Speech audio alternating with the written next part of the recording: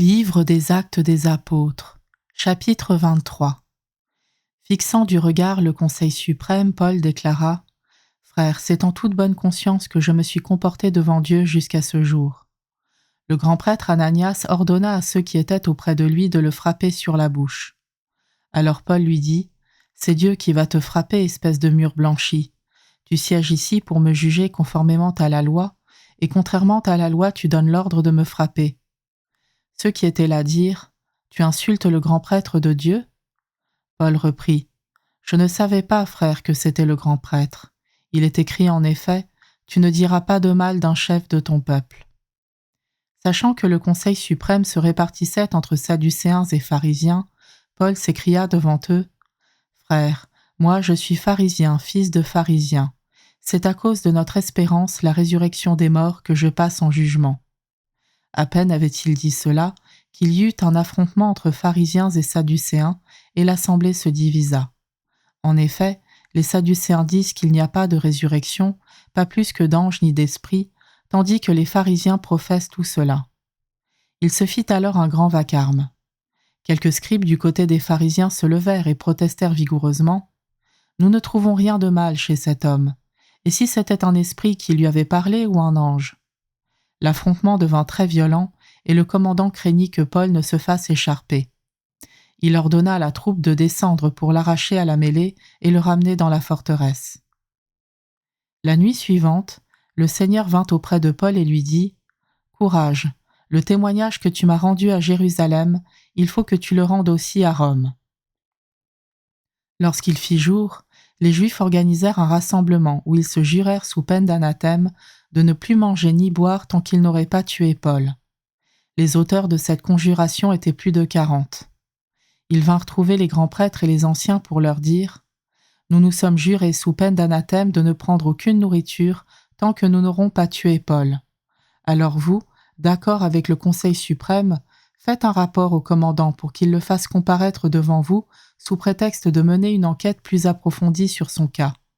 Nous nous tenons prêts pour le supprimer avant qu'il n'arrive. » Mais le fils de la sœur de Paul eut connaissance du guet-apens. Il se présenta à la forteresse et une fois entré, avertit Paul. Paul alors appela l'un des centurions et lui dit : « Emmène ce garçon chez le commandant, il doit l'avertir de quelque chose. » Le centurion le prit avec lui et le mena chez le commandant, auquel il dit : « Le prisonnier Paul m'a appelé pour me demander de t'amener ce jeune garçon qui a quelque chose à te dire. » Le commandant prit celui-ci par la main, l'emmena à l'écart et l'interrogea en particulier : « De quoi dois-tu m'avertir ?»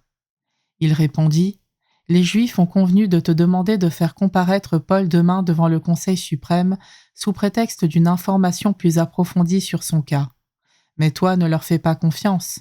En effet, parmi eux, plus de 40 hommes préparent un guet-apens contre lui. Ils se sont jurés sous peine d'anathème de ne plus manger ni boire tant qu'ils ne l'auront pas supprimé. Et maintenant ils se tiennent prêts en attendant ton accord. » Le commandant renvoya le jeune garçon en lui donnant cette consigne : « Ne raconte à personne que tu m'as rapporté tout cela. » Il appela alors 2 centurions et leur dit : « Que 200 soldats, 70 cavaliers et 200 auxiliaires se tiennent prêts à prendre la route de Césarée à partir de la 3e heure de la nuit. Qu'on prépare aussi des montures pour transférer Paul en toute sécurité auprès du gouverneur Félix. » Il écrivit une lettre dont voici le contenu : « Claudius Lysias, au très excellent Félix, gouverneur, salut. L'homme que voici, dont les Juifs se sont emparés, allait être supprimé par eux. Je suis alors intervenu avec la troupe pour le soustraire au danger, ayant appris qu'il est citoyen romain. Voulant connaître le motif pour lequel les Juifs l'accusaient, je l'ai fait comparaître devant leur Conseil suprême. J'ai constaté qu'il était accusé pour des questions relatives à leur loi, sans aucun chef d'accusation méritant la mort ou la prison. Après dénonciation devant moi d'un complot contre cet homme, je te l'ai envoyé immédiatement, en donnant également aux accusateurs la consigne d'exposer devant toi ce qu'ils ont contre lui. » Les soldats prirent donc Paul conformément aux ordres reçus, et ils le conduisirent de nuit jusqu'à Antipatris. Le lendemain, ils laissèrent partir avec lui les cavaliers et regagnèrent la forteresse. À leur arrivée à Césarée, après avoir remis la lettre au gouverneur, ils lui présentèrent Paul. Le gouverneur lut la lettre et demanda de quelle province il était. Apprenant qu'il était de Cilicie, il dit « Je t'entendrai quand tes accusateurs se présenteront eux aussi. » Et il ordonna de l'incarcérer au prétoire d'Hérode.